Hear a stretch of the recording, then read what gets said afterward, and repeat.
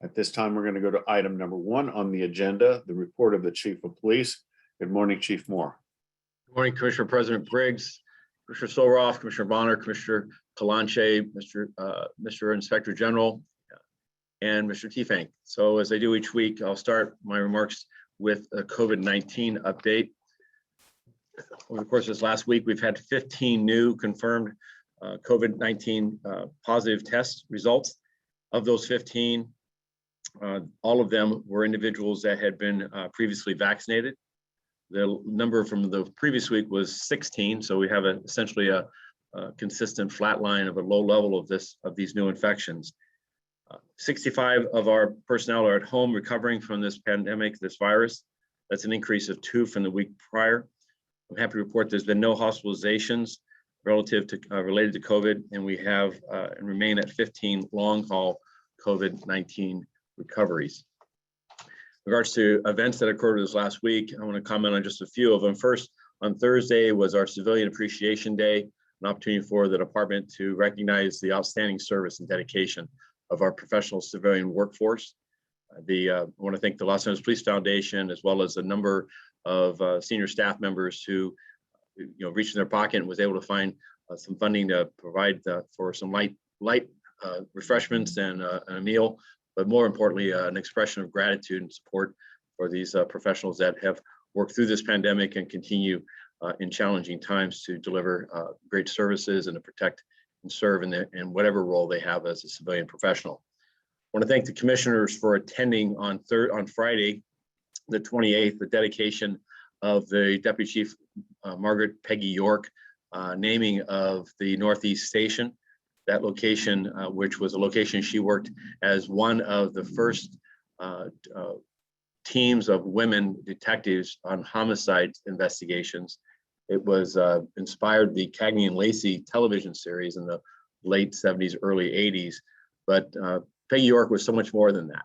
While that would have been quite a feat in and of itself, she went through and continued to develop and mature and take on added responsibilities, and retired as the first woman deputy chief within the Los Angeles Police Department. She went on to serve as the LA County police chief for some 7 years after that, the 4th largest police agency in LA County.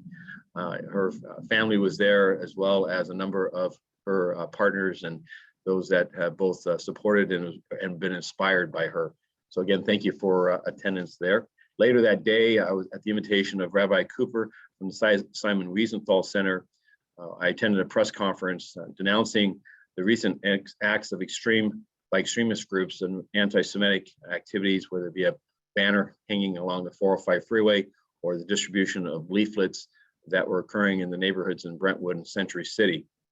It was an opportunity not just for the Federation, as well as not just for the Simon Wiesenthal Center, but also the Federation, ADL, and faith leaders from outside of the Jewish faith to come together and for us all to work towards denouncing these extremist acts and also promise and commit with the FBI that was also present with me to pursue any criminal investigation possible when these what oftentimes are referred to as First Amendment protected activities exceed those boundaries. These are many times instances of hate speech and discussions, but there are also opportunities that we are looking for. Should they cross the line, we know that these situations can often devolve into actual hate crimes. And our commitment is to protect our Jewish community, as we protect every community in Los Angeles, against acts of ignorance and hate and bias. Next item I want to report on is the aftermath of the Hollywood Boulevard Halloween scene that occurred last night, where hundreds of additional officers, motor officers, foot beats, our mounted patrol worked tirelessly until about 4 o'clock this morning to provide for the safety of what we believe is close to 75,000 individuals that came together and were largely peaceful, celebratory. Many in masks and costumes and various attire celebrating the Halloween holiday. However, there were 2 instances, one involving assault at about 10 p.m. at Hollywood and Whitley, where 2 individuals were stabbed. It appears at this point, with a suspect outstanding, that this was a dispute involving a male who attacked a woman, and that woman's partner came to her defense, as did another man. I'm grateful to report that the stabbing victims will survive.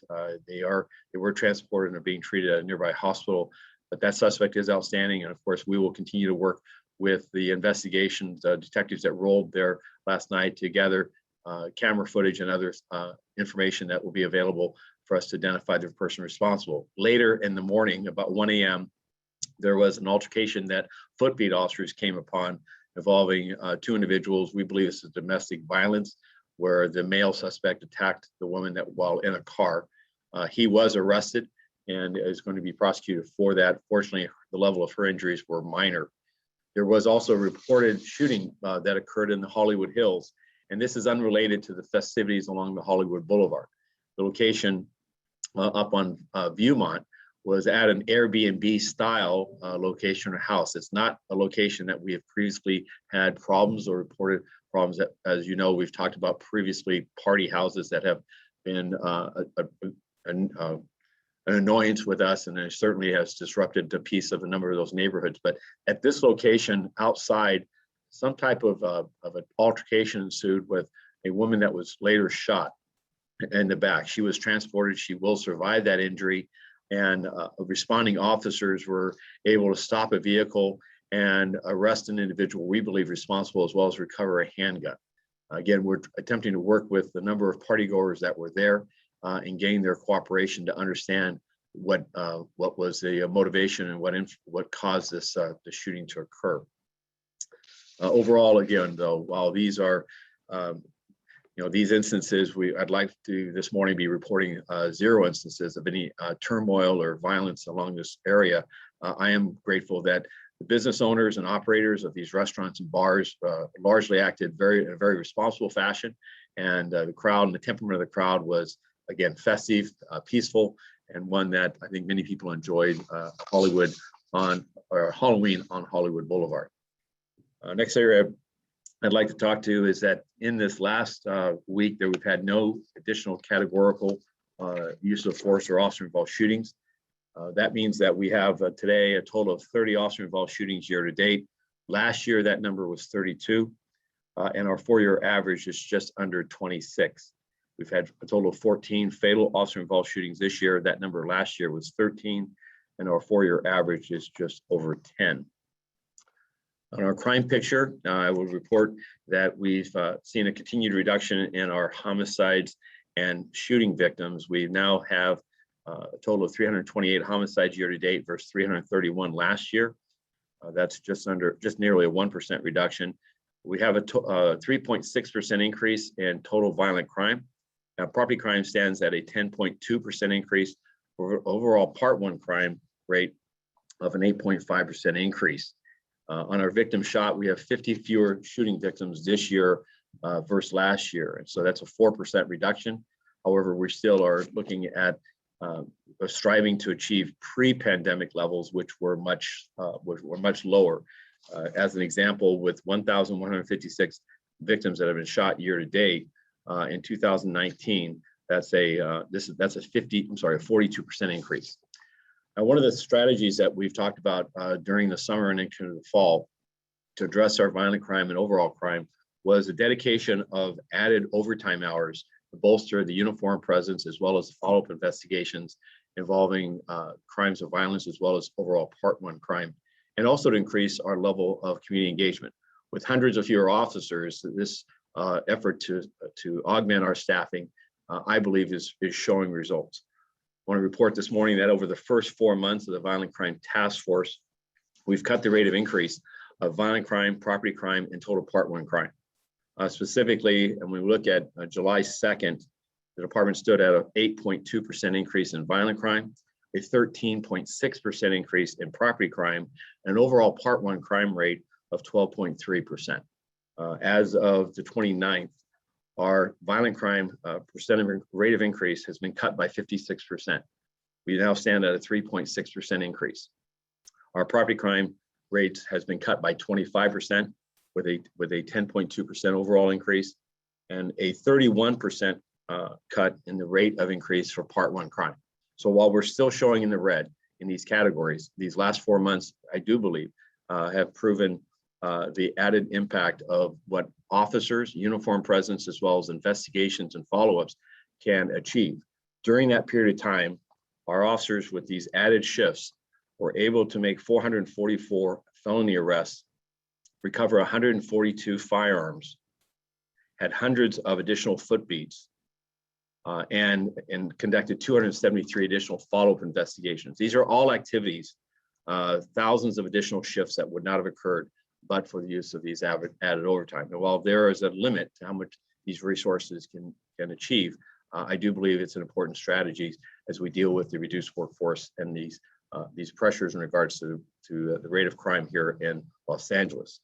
Lastly, in regards to crime, yesterday I announced a gun trafficking tip program partnership as an effort to further reduce gun violence here in Los Angeles. As a reminder, we've talked frequently about the instances of ghost guns, and that these are non-serialized, privately manufactured handguns and rifles that are impacting, I believe, the safety of Los Angeles and also the safety of our officers. Over the last 2 years, we've seen an 85% increase in the number of ghost guns that have been recovered, with more than 1,500 ghost guns recovered this year to date. Additionally, not only do we see the higher prevalence of firearms in regards to robberies, and we've talked just now about rate of shooting violence and homicides, but we still have a 45% increase in robberies involving a firearm from just 2019. Yet overall robberies in the city of Los Angeles are down for that same period by more than 3%. So that the ease in which these guns are being acquired is having, I believe, a direct impact on the rate of violence that we see in the city. It's an effort to impact this.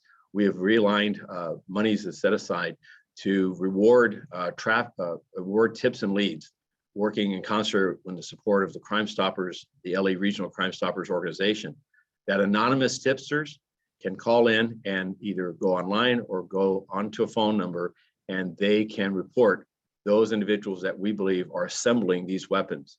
Many times these weapons are assembled in small machine shops, sometimes garages and backyards. And while we're making arrests involving these individuals, I believe just as we can impact major narcotic distributions by going to the suppliers, that this is a strategy that we are experimenting with to see if we can identify further the hundreds of individuals that we believe are out there manufacturing these guns, and resultantly those weapons ending up in the hands of individuals that are prohibited possessors that oftentimes have a violent past. And to show the impact of how this actually is touching every aspect of LAPD and LA City, is when we look back at ghost guns involved in officer-involved shootings in 2018, there was one incident. This year to date, 9 of those officer-involved shootings have involved individuals with ghost guns. So it's impacting the safety of our officers. It's certainly impacting the safety of Angelenos. And I would just ask for, as we continue to strive to reduce the number of guns and the number of hands, that we identify the sources of these weapons. They're sold, parts of these weapons are sold continually from out-of-state vendors, commercial establishments. You can go online and find these with relative ease. They're being shipped here, and while they can be assembled lawfully if a serial number is attached within 10 days, that's not the practice. In fact, the practice is that people are ordering these and then selling them for hundreds of dollars of profit to individuals who cannot lawfully otherwise own a firearm. Lastly, on our personnel strength, there's been no change in our staffing numbers at 9,222 sworn members, 2,663 of our civilian personnel. We have a total of 411 reserve officers, and I'm happy to take any comments or questions. Thank you. Chief, I want to go back a moment to the increase in foot beats that you mentioned.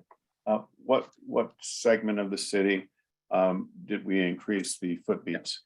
Primarily along the Hollywood, Melrose areas, the corridors, the Fairfax corridors, the downtown business centers, down along the historic core, and as well as in the Venice area.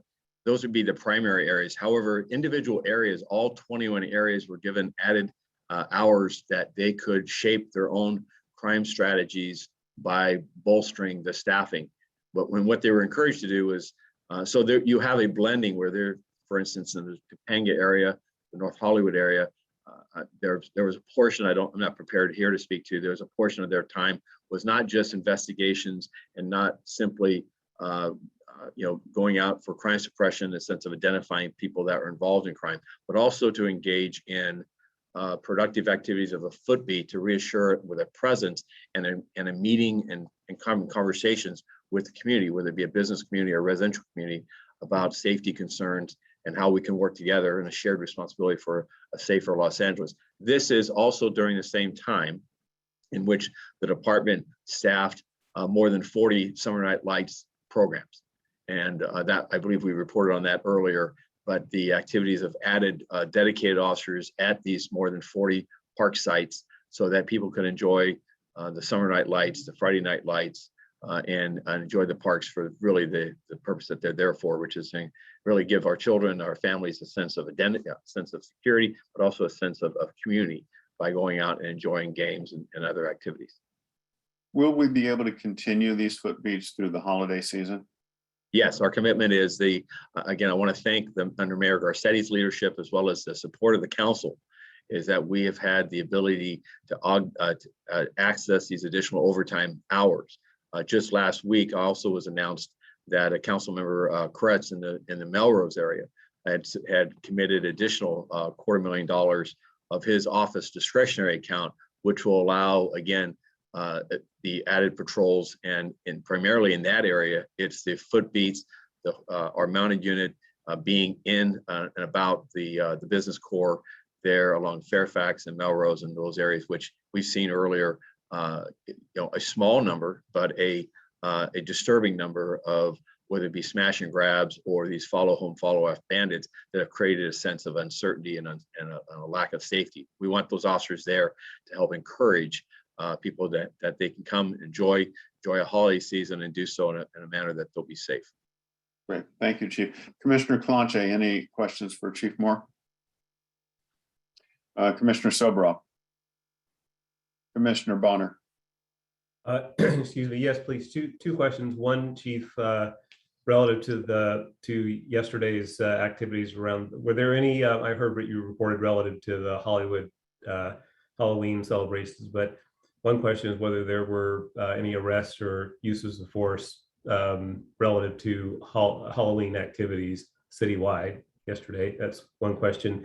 And then the other, following on the question about the foot beats, is the reductions you mentioned, and these were really just reductions, I think, in the level of increase in some of those areas. And was there correlation between those areas where you mentioned the additional foot beats, the Hollywood, Melrose, downtown, and the like? Were there a correlation between those areas of the additional foot beats on the one hand and the areas where you saw reductions? Yes, our areas are reporting. We asked for each of the 21 areas to provide a report in regards to the application of these hours and the resulting impact it's having on their violence as well as overall crime. And all of them stated to the affirmative and provided various measures, if you will, of how that rate of increase or actual reductions. For instance, on the west side and the Wilshire area, which includes the Melrose area, they've actually are in the black in regards to reduction of crime, violent crime specifically. So they attribute these added patrols and the added presence as a contributing factor. Obviously, working also with our communities, the stakeholders, whether it be business operators or others, is also part of a solution here. This is not, LAP will not be the sole provider of safety in the city. It requires all of us working together. But I do think that it was time and appropriate at this juncture in that we talk about the strategy. Is we do think it's having a dampening effect and it's improving the sense of safety here in Los Angeles. Back to your first question in regards to, I'm not familiar with any categorical use. First of all, there was no categorical use of force or any serious use of force from any activities yesterday. Arrests, there were the arrests of the individual with the domestic violence, as well as a shooting victim from Hollywood, and regards to other Halloween-related violence or activities. There was also a pursuit that occurred last night. So we have a city, it's a live city, it's things are going on, but I didn't see an increase or anything that was directly related to the celebrations of Halloween. I enjoyed my neighborhood as well as many others across Los Angeles with good imagery of people, communities being out, families being out, enjoying the holiday for the festive opportunity it offers. And in many communities, I think went with without any type of disturbance or any type of, certainly no crimes of violence or anything like that. And of course, I monitored overnight. This morning, we all woke up to the violence that we saw in Chicago and Houston. And so we know that that this is not something that's universal. And we certainly don't take it for granted. And recognizing the images we saw on Hollywood Boulevard in the sheriff's area as well, that, you know, again, these are instances that we take very seriously, but I want to bring back 75,000 people coming together in the Hollywood area from La Brea to Argyle along that corridor. The streets were shut down shortly after 8 o'clock for traffic because of the heavy pedestrian flows. And the vast majority of the individuals there, I think, had a very positive experience and one that enjoyed a fall night here in Los Angeles along one of our iconic locations. Great, appreciate that. Thank you very much. Thank you, Commissioner Bonner. Commissioner Sobro. Chief, I have a question. Maybe if you'll give me 1 minute after you present the crime statistics, I'd like to ask you a question No, about. I did present the crime. Okay. Yep. Okay. There is this perception of, I don't even want to say what the perception is, but I want to talk about the facts. In 2005, the year 2005, 17 years ago, and last year, total violence, just take those 2 years. Total violent crime, down. Homicide, down. Rape, down. Robbery, down. Aggravated assault, down. Yes, ticked up in the last couple of years. What is this perception that we've been, over the last 15 years, everything's been going the wrong way? It hasn't. It's in every one of those statistics. 17 years ago, 20 years ago, 15 years ago, in every category, down. What is this perception that things are worse than ever? Is it because now that's today and now it's ghost guns and now it's all these drugs? The reality, the numbers say a totally different story. Not that it's great. Well, I would comment this. I think that when we look at timeframes, that we enjoyed a decade from 2010 to 2020, where homicides were less than 300 in a city of 4 million. We saw crime rates and violent crime rates that you'd have to go back per capita to the mid 60s. 2018, 2019, we achieved those numbers as a continuation. And there were some bumps and there were some short-term surges along the way. In the aftermath of 2014 and 16, we saw some increases. And the organization was working with the communities and working with interventionists and working with all of our collective stakeholders. We're able to have, I believe, a meaningful impact and get numbers again down to where I referenced just 3 years ago. But then 2020 and 21 and now 22, without question, violence, particularly in regards to shooting violence, is marked increase. Year to date, 42% increase in the number of victims shot from 2019 and a 47% increase in homicides. And while robberies are down during that same period of time, 3%, we know that 45% of the robbery, there's been an increase of 45% of those robberies involving a firearm. So the sense of safety, and then you see the blatant nature of window smashes and cars being crashed into buildings and people doing grab and runs, and then you have people scared to death when confronted with a gun because of simply wearing a watch or a piece of jewelry, things that hadn't happened in decades. It startles us, and frankly, it's the framework in which you and I may work within, which in the last 20, 30, 40 years, we may recognize that, yes, we're far safer today than we were 20 years ago. But that's not the way in which we achieve greatness in the city. This is a great city. It is still a relatively safe city, but it also has challenges, and it needs to address those challenges head on in a fact-based process, and recognize that we have a small element of society that, in my belief, has taken advantage of the emergencies and the disruption of COVID and is testing, if you will, what will be allowed. And certainly we should not allow these type of violence to continue. We need to get back to a city that we had just 3 years ago, recognizing that even then, across America, America still is far more violent than other parts of the world, and we need and can do better. So this is an department that we do want always to keep in perspective where we have been in the sense of the last 10, 20, 30 years.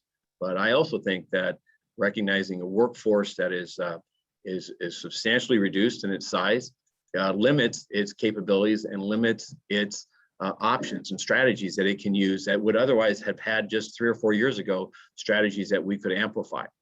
And so it is important that as we talk about this, when people ask, well, why is it, Chief, that, why is it that elected officials, and why is it that 3 out of 4 Angelenos want to see more uniformed officers in their neighborhoods? It's because they want to get back to a sense of safety they had just a few short years ago. And even then it wasn't perfect, but there's a definite value that officers, cops count, their work matters. And this Violent Crime Task Force initiative of surging our abilities on a short-term basis, I believe is showing results. And I want to applaud and thank, because these are not statistics that a captain or anyone develops. These are things that the hard work of the men and women of this organization are going out, working with their communities, in support of their communities, that are developing, that are demonstrating. Lastly, we'll not arrest our way out of this. And this is why I wanted to talk about the added presence in our neighborhoods is also having, I believe, a deterring and a dampening effect on the rate of violence and on an overall crime here in the city. And it's a strategy that we're going to continue to invest in moving into the holiday season and into 2023.